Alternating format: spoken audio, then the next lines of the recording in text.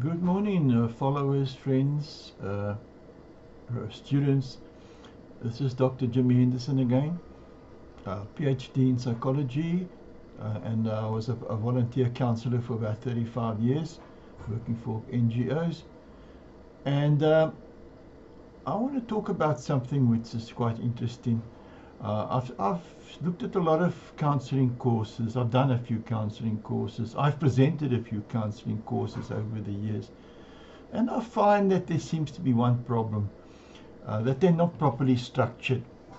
You know, you learn the skills, you learn how to listen, you learn how to reflect, you learn how to explore, how to do options. But actually, at the end of the day, you can get stuck. I believe that you need a long process of stage by stage and with specific inputs and specific outcomes. So I've actually put together a book which I'll show you later on, which is doing very well at the moment. In fact, it's in use by an NGO here in Durban with a counseling course. And where I take you through 7 stages of the counseling process. And I want to go through them very quickly now, so that for those of you that are interested in counseling or are receiving training, or training centers themselves would make very good use of this book as well as this process. So let's assume now stage 1. Stage 1 is the initial meeting with your client. They usually come into the room in distress. And what's very important is the first thing is to establish a relationship of trust. In other words, that client has to see that you're interested. Through your words, you have to express empathy. You have to match their mood. In other words, if the client's in distress, you show your empathy through body language and through your words until that client feels relaxed with you and feels like this is someone I can talk to.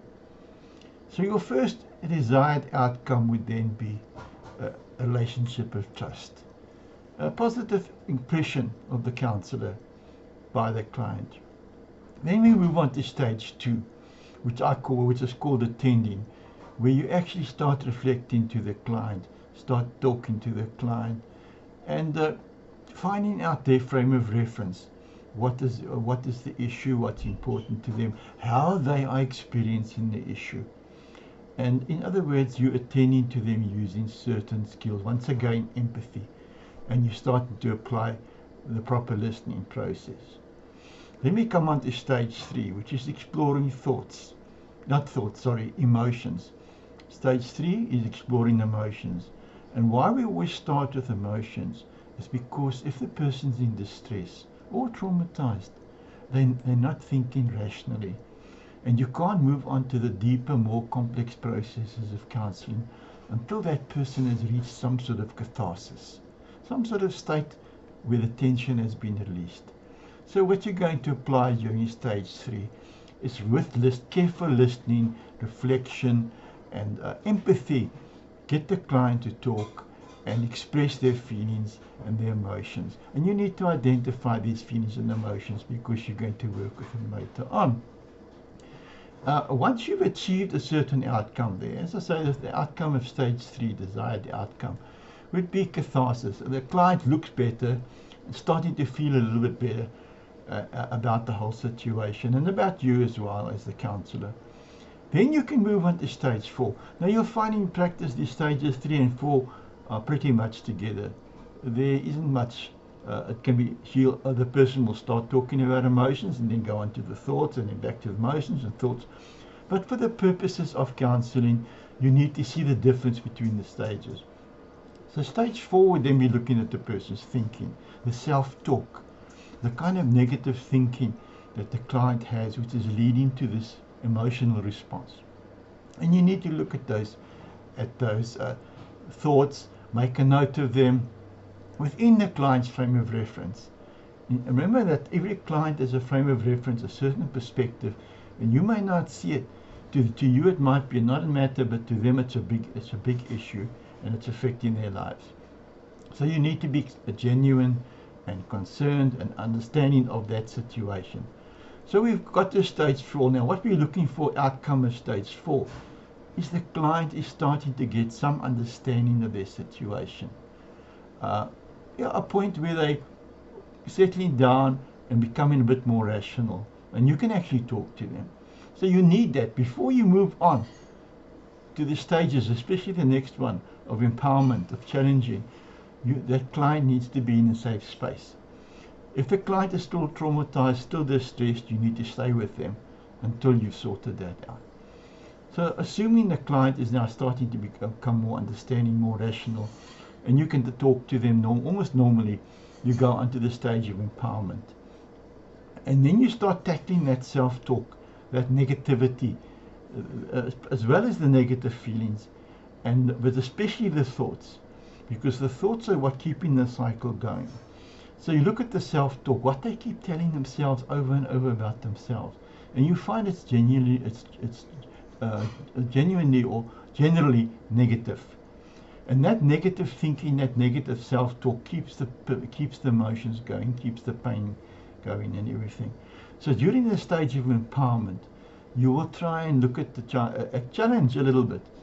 Look at the client's thinking and say, you told me this, but if you look at it in hindsight, if you look at it from a different point of view, you might see that this end of this relationship was actually useful for you, because there are benefits that you can't see now. You're feeling upset, but if you look at it from a different point of view, maybe in a few months' time, you will see that it was actually beneficial to you. And that's called empowerment. In other words, getting the client into a better state of mind, which is where they can actually make decisions. So then you go on to stage 6, which is the option handling stage. You help the client look at different options and different ways of dealing with this particular problem. This is a very rational stage.